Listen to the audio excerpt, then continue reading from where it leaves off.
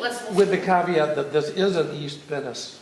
Right, of course, of course. It affects our Yeah. access. So on the MTA lot, I think it's a terrible project. My dream for that You're lot talking would about be. bridge housing. Yes. Or the bridge housing. Yeah, not Yeah. the District 6. Right, so, Yeah. the bridge housing, The temporary. the temporary one. First, just as a basic principle, I've seen no evidence anywhere in any sociological or urban study that bridge housing works. Right, so I just don't see it as, I don't, it's like someone came up with this idea and with no underpinning, really, no integrity to it.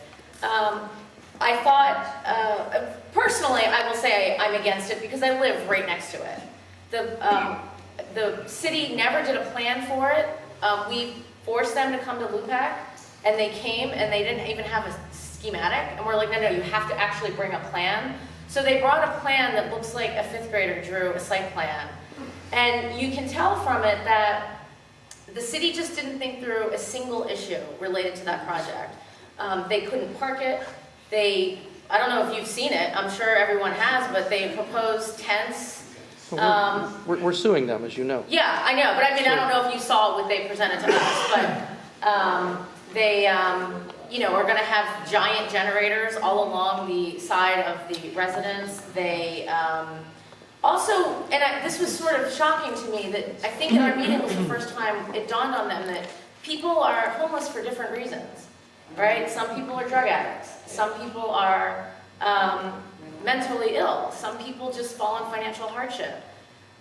All of those people should not be housed together in the same tent with 5-foot wall separation curtains. And frankly, it poses a huge public safety risk. So I'm against the project, right? We can talk about it more at length at some other time. 720? So 720 Rose is interesting. That's the Venice Community Housing Project. I was the staff reviewer on that project. And I was against the project in the staff review for a number of reasons.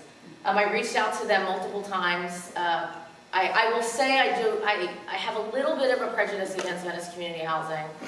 I don't particularly like the way they do things. But I do believe in process and fairness, and I think if I'm a reviewer for something, I should treat them like anybody else, and I did. And I wrote a pretty detailed report on it.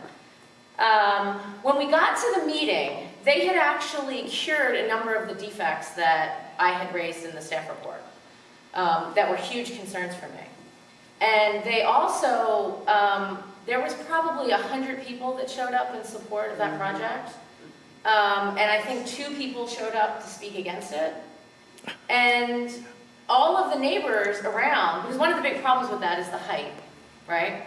All of the contiguous neighbors that would have been impacted by their shade study all came in to support the project.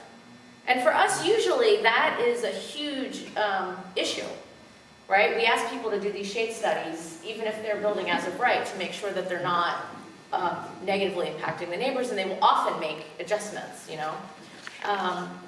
So based on what I heard at the meeting and what was before us, I supported that project.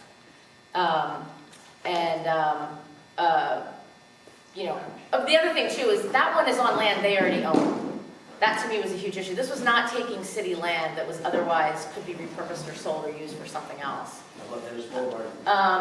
Venice Boulevard to me is a disaster waiting to happen, right? I mean, that is just such an obvious land use problem. Again, we don't have plans for that.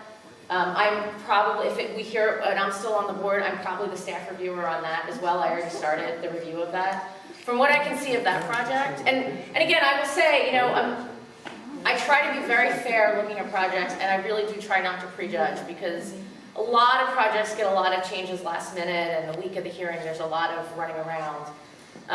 But I just don't see how you could possibly build that project in that site, not completely negatively impact the neighbors. I live on a walk street like you live on the canals.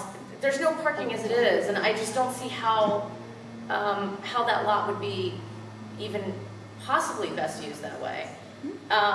Particularly since what the city is doing is they're doing the classic double dipping, where that parking lot has also been proposed as the solution to other problems on Abbot Kinney, right? So the city's doing the classic, you know, you want to do this in McKinney, we could park over here. And now, but that one has a project. So when, you know, they get these other projects passed with parking there, that parking's going to disappear. I think it's important too to point out in that project that the developer wants to do it again with no EIR and a CEQA exemption.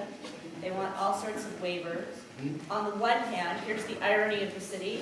They're talking about promoting walking and mobility and biking, and yet the design on that project extends so far out, you narrow your sidewalk there, and that is actually an area of the city where people walk around.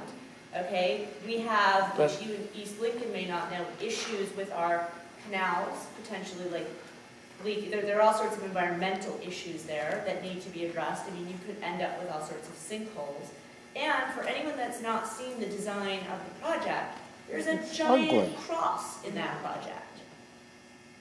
Yeah. Okay. Yeah, So, I mean, no, I agree with you 100%. I mean, I've reviewed the plans, I'm doing the staff report on it, and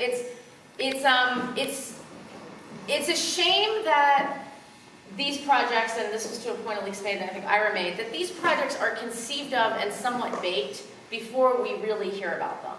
And so what happens again and again is we're fighting to get back to square one, to just get to a normal place, to really have something good go there. You know, the hope is we'll do better with the city around Bonin, but that project to me does not seem viable as it is. To answer your question. okay.